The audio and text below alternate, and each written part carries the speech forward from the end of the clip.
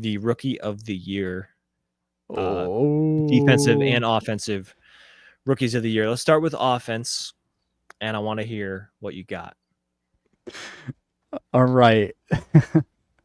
This is definitely the Mike Vrabel Coach of the Year was definitely not biased. This probably is. But for my offensive Rookie of the Year, I got Travion Henderson, baby. Let's fucking go. Oh, just amazing. Everything I've seen out of the kid, amazing. And Mike Vrabel is a run first coach, and they are going to run the ball down people's throats with that newly buffed offensive line. And he looks so explosive and fast, man. And he reminds me so much of Jahmyr Gibbs. And it's actually kind of crazy how similar those two are. But I just think that is going to translate very well for him this year. Now, I don't know if is he really going to win it over, say, Cam Ward or Gency. That's the biggest question mark. I don't know, but I think I'm going to go out on the limb and just say, fuck yes, he is.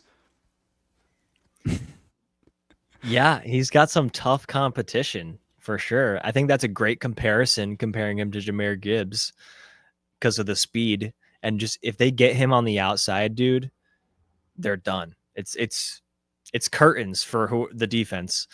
I think the thing that Travion probably has that might be like a barrier to him winning it is Josh McDaniels really likes to use multiple running backs.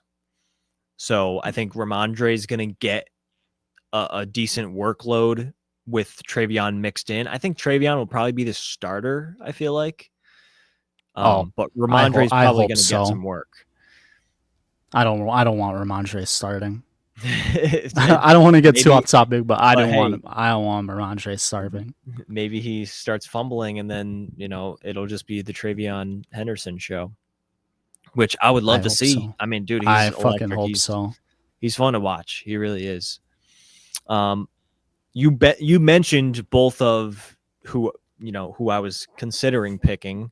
Ashton Genty has the number one odds, but I did decide to go with Cam Ward because I don't know. I think maybe it's the preseason overreaction thing, but like Genty is a bruiser.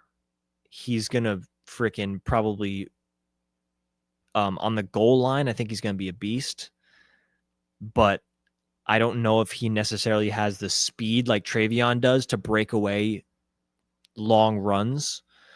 Not that you need long runs to really make a good case to win Rookie of the Year, but I think like he's going to be a good goal line back, and I don't know how often they're going to get to the goal line for him to really feast. So I don't know if I like Genty so much as I like Cam Ward, because Cam Ward, and maybe I'm just kind of playing devil's advocate, but Cam Ward, I feel like he doesn't need to do much. He doesn't need to do as much because I don't think he's going to hit Jaden Daniels numbers. I don't think he's going to No, hit CJ Stroud numbers. no. But I think he's probably going to perform well, and I think he'll exceed expectations. And he really has no help. Like he has Uh, Calvin Calvin Ridley, Ridley on the deep throws. That's and I about think it. that's going to be a good connection because Mm-hmm. they've already shown that they have some chemistry in that first preseason game. So I think when they see it in real gameplay, it's going to be a safety blanket for him, just knowing that he has that connection with him. So I think those two will click, and I think that's going to be a big thing for the Titans. And I just hope that we see it enough to get Cam Ward over that hump. But yeah, there's a lot of competition in this rookie class. Like I said, Ashton Jenny has the number one odds, but I wouldn't be surprised if someone like Travion got it or if Omarion Hampton Yep. snatched it up. I feel like Yep. it's probably not going to be a Omarion's up there. receiver. Yeah, it's going to be one of the running backs or Cam Ward. But I'm Yeah. going to put my money on Cam Ward. Yeah. Hey, On the that's a defensive side of the ball. Oh, oh you guys yep. Oh no, go I ahead. was just gonna Oh say yeah, Evans. I always forget, bro. No, it's all good. He might have picked the same one. Offensive rookie of the year. Evan picked Cam Ward. Okay. All right. Sorry. It's all right. I mean, I'm gonna try to like talk about some of the top candidates, even if it's not the guy I picked. We can still talk about other people. Just that way, we're getting some representation. You know what I'm talking about? But let's move to the defensive side of the ball, and I'm gonna give my pick, and it's Abdul Carter, baby, New York. Let's go. I think, dude, I don't care about no chip block from the New York Jets. I don't care. I don't care. It's the preseason. It doesn't matter. In this instance, I'm going to choose to ignore it.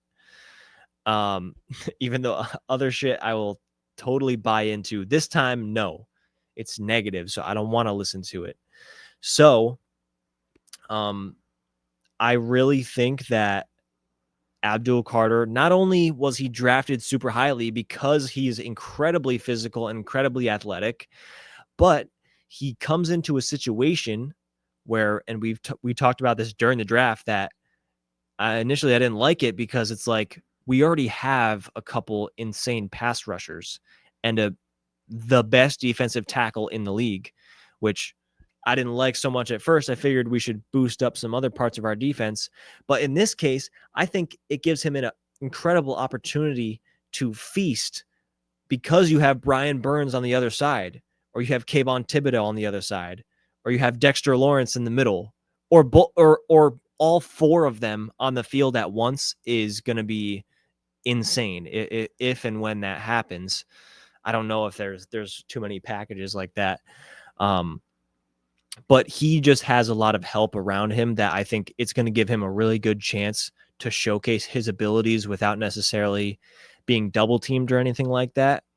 So I really think that it's not going to be long before he becomes the best pass rusher on this team. Because Dexter Lawrence, he's a phenomenal run stopper, the best in the league. And he can get sacks, but it's really hard to get sacks from the inside. I'm not expecting Dexter Lawrence to end the season with, freaking TJ Watt level of sacks. I'm expecting him to have a few and then let the guys on the outside eat, which is Abdul Carter. So that's my pick.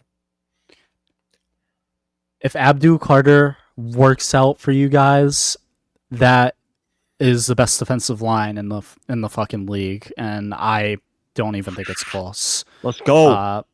So I hope for my sake that he is not good, but chances are I'm wrong. Chances are he is going to be fucking dominant because he was the second best player in that draft and the obvious pick at number 2, which is why I thought that if the Giants were smart, they should have taken him, and they did. So I obviously that's a very good pick. He is probably the favorite to win that, most definitely. Yeah, he is. So yeah, that line is just scary. It's gonna be scary. So hopefully he stays healthy for you guys and is as good as he was in college.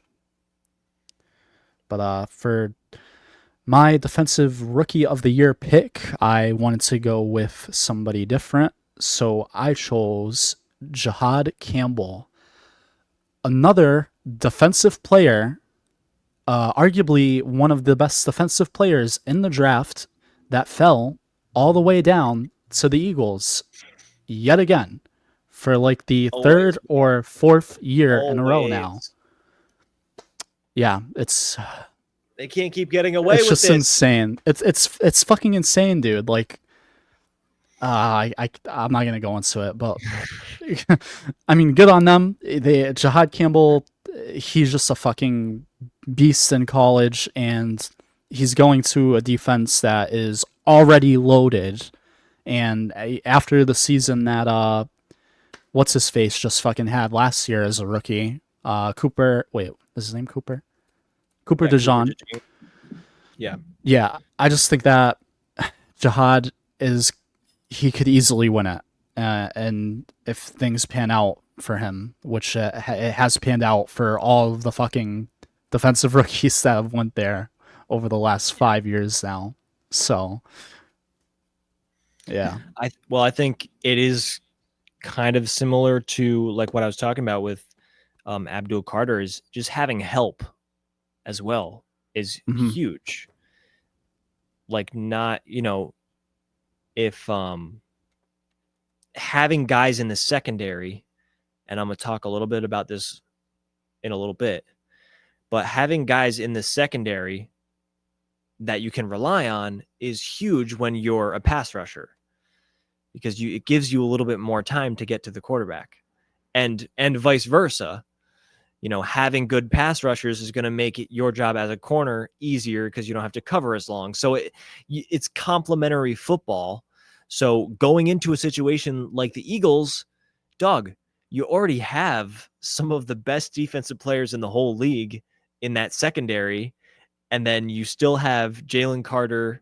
You still have, what the hell, Zach Bond from last year. And you have, who else on the D line?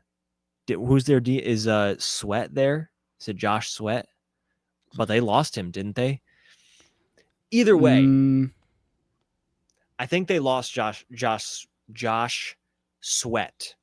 But my point is, yes, they did. yeah, he Or went to, they have Josh Uche now. oh yeah, we talked about this last episode. Yeah, but So, they and lost maybe Josh Uche, Sweat and Milton Williams. Those were yeah, definitely the two biggest ones that they lost. yeah, Everybody else is still there though, yeah. I which mean, is definitely pretty damn good for coming off a Super Bowl. 100%. Being able to keep a lot of those guys is massive for them. And And I they're think, still so young too. yeah, That with whole those two defensive rookie unit. corners Hmm. being the studs that they are, it's going to be so helpful for Jihad Campbell. So that's a good pick. That's a great pick. I don't know what his odds are. I don't think he was really in the top. I think number, well, what's Evans? See, I remember this. Evans had this. I checked earlier this time too. Evans had the same one as you. He has Abdul Oh, Carter. okay. Yeah. I think Carter's odds are, I can look it up, but I want to say he's like plus 200.